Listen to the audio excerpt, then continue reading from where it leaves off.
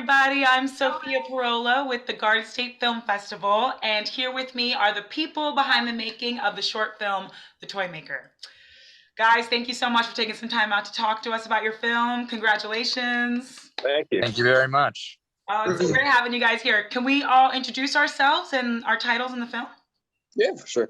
I'm John Caccamo. I'm the director and one of the co-writers of The Toymaker, this crazy project. I am Dylan Tollefson. I am the director of photography, colorist, and composer behind the music of the film. Wow. And I'm Matt, and I co-wrote the film with John. Awesome. And Zach is joining us as well. So whenever he comes in, I'll definitely ask him to introduce himself. But amazing. So my first question is for John or Matt. Can one of you talk a little bit about The Toymaker, give a little synopsis about what the film's about? Yeah, so it's a lighthearted short film. We wanted to model it after kind of like a type of Christmas Hallmark type of movie, but it's basically a dual protagonist short film that takes place in an old toy shop, and our two characters basically discover each other's faults, and they kind of fix each other's problems throughout the film. And basically about building toys the entire time. Amazing. How did you and Matt both co-write the screenplay? What was that process like? Oh, it was a crazy process. Matt, do you want to tell them about all the ideas that we went through to get to where we went? No, this was a fun time. I think we were in writing for about 7 months. Yeah, and there was a lot of drafts. Wow. The plot of it changed about 20 times. It started off in a completely different direction. It was going to be like a sci-fi between like a mother and her son and like going into space or something. And then it changed to a horror film in like the woods, and they would get to a cabinet with aliens and everything. Yeah, and then it kind of kept with horror and went towards the Toymaker, but instead of like a lighthearted thing, it was going to be like he turned people into puppets. And then one day I was just like, what if we just made it lighthearted and just got away from horror? And then that's when the Toymaker came to be, and we had a lighthearted old man and a young girl come in and just start their relationship.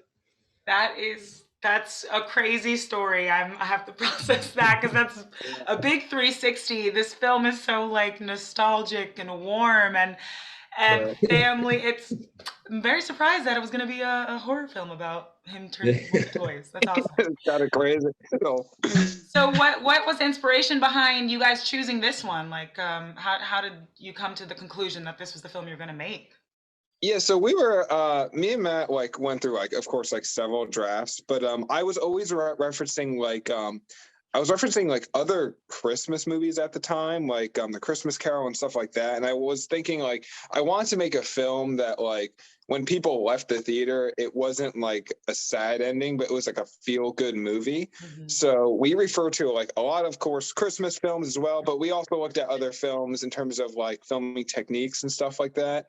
But like our overall goal was to make sure that what the audience took away was that like it was like a lesson learned type of film. It wasn't like something extremely deep or like a massive like action packed film. We want to basically make something that was like grounded in reality, but in sort of like a fantasy world. So Pixar was also a big inspiration. Wait. Sorry, what was the last thing you said? We also took inspiration from like Pixar type films and stuff like that, and like how they. I'm happy you brought that up. I mean, the music, and Dylan, you said you wore a lot of hats. You were DP, colorist, and you said composer. So, what was your experience like in doing all those things, but especially with the music? Yeah. How'd you get this sound? Yeah, John made me do a lot of work. What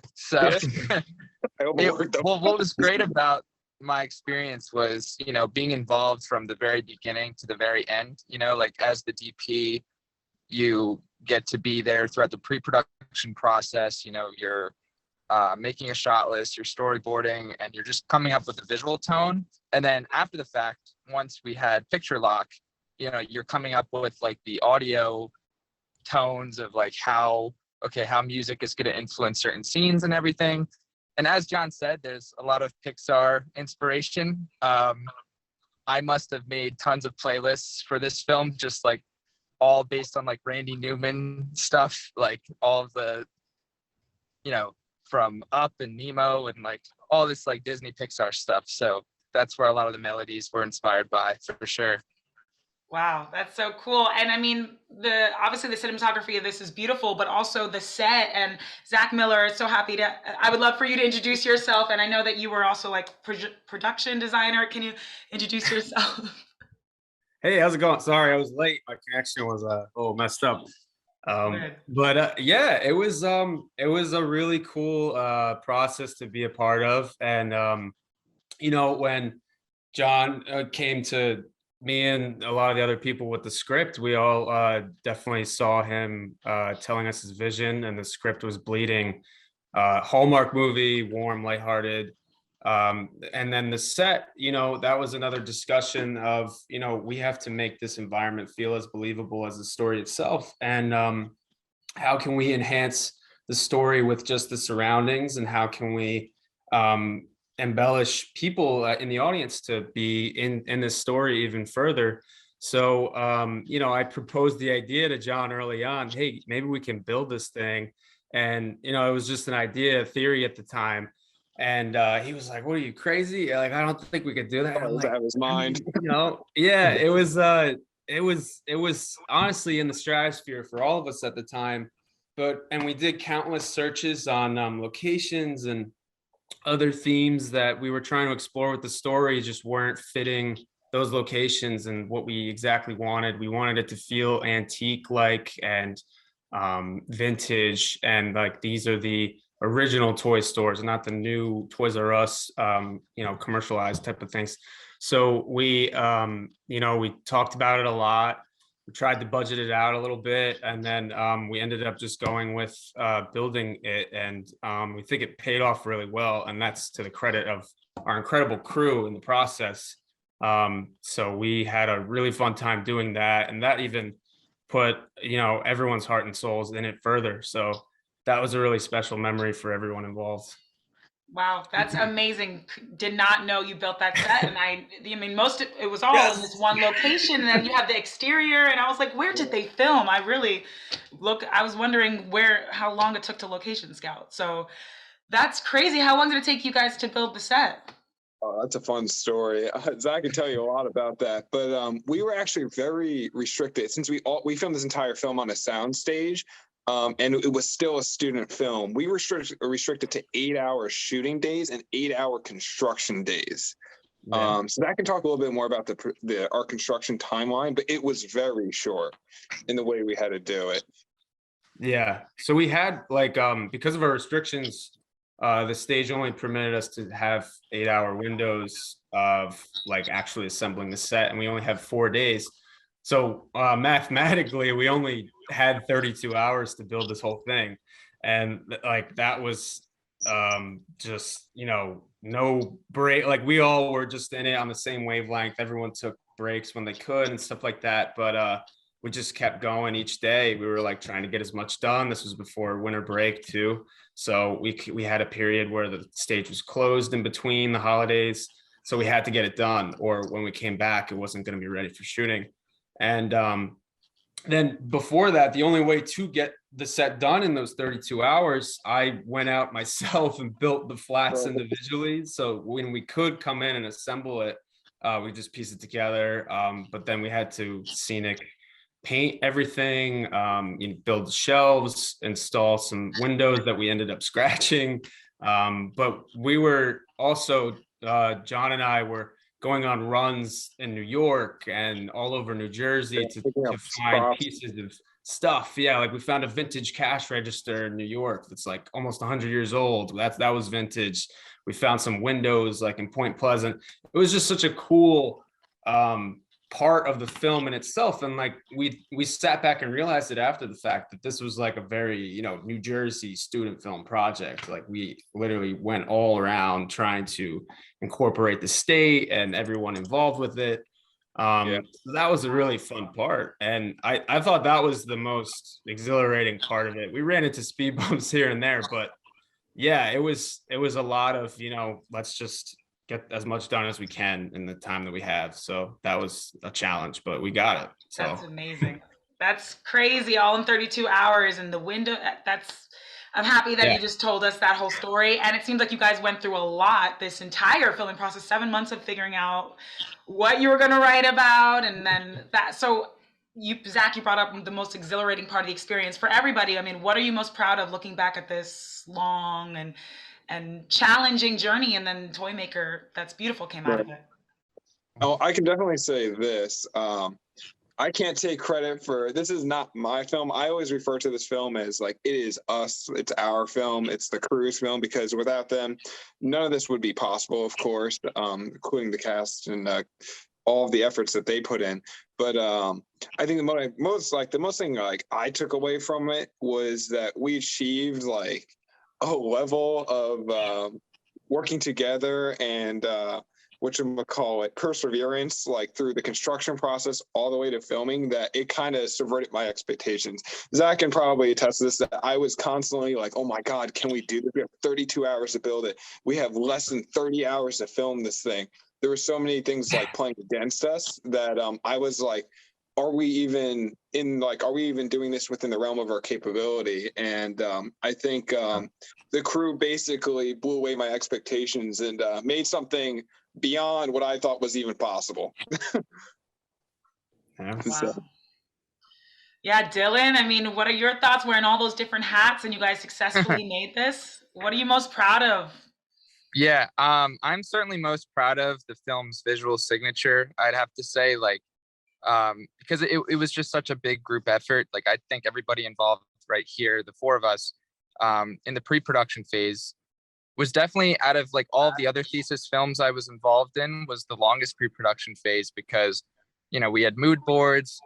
We did a lot of like pre-visualization for certain shots, like in like 3D software. So, there were a lot of shots in the film that we saw way ahead of time before we even got to set. And then, we could use that as the reference. But from, the very beginning, we wanted to kind of establish this, like storybook-like feel, very warm and glowing. And a lot of that had to come down to like the lights we used and the lenses we chose to kind of create this like storybook atmosphere. So that was really big to us, that we wanted like a very specific style. Wow, and you definitely achieved that. That's exactly the perfect feeling and word that comes to mind watching the film. Matthew, how do you feel writing the screenplay out, all those ideas, and then this is the result? I think the best part is that like everyone poured their hearts into it. Like the crew, the actors, no one saw this as just like a job or just making a film for the school. It was everyone put everything they could into this, and just watching it like come to life after 7 months of writing it, after it being a horror film, to like this heartwarming thing. It was just absolutely amazing to watch it come to life. Wow. And to wrap up this interview, I mean, I know we could talk all day and you guys have lots of stories, which are amazing, but I'd love to know how you guys heard about the Garden State Film Festival and how it feels to have the Toymaker, screen here. Yeah, I personally learned through the Garden State Film Festival through our school. I actually didn't enter the festival market in terms of films until I reached college and all that. And our school promoted the Garden State Film Festival as a place to submit as well. And then, of course, a lot of my fellow colleagues and filmmakers also submitted there. And I'm local to New Jersey, so I was aware of how big and how much of an impact it had on the community. So I was like, yo, we got to submit and we got to get in. And it turned out worked all right. Got in and blew my expectations away in terms of the film. Wow. Do we have anybody else from Jersey? What school are you guys from? Can we shout out the school or rep the school, or are we not? Okay. Oh yeah, we all met at Montclair. Oh. But I mean, some of us knew each other a little before that, but it was the group of people we surrounded ourselves with at school that really uplifts your senses of just creating stuff together, and we decided to aim very high for our thesis. So that was really fun. to piggyback off of what Zach just said about, how we met there.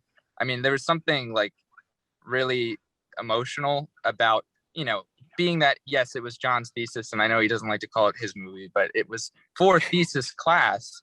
And after knowing each other and building those friendships up for 4 years, by the time we were wrapping on the last day, it really felt just like a closing chapter in the book of like what our college career was like. So I definitely attribute this production to being like one of my favorite memories from college, for sure.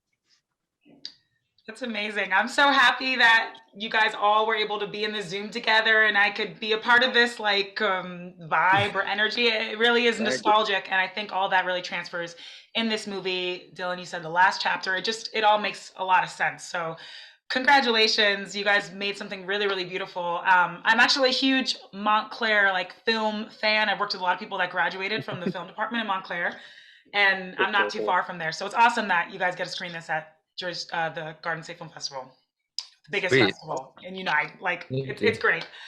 Let me tell everyone watching how they can see the Toymaker. It will be screening at the Berkeley Hotel in the Kingsley Ballroom Saturday, March 26th in the film block 8:30 to 10:45 p.m.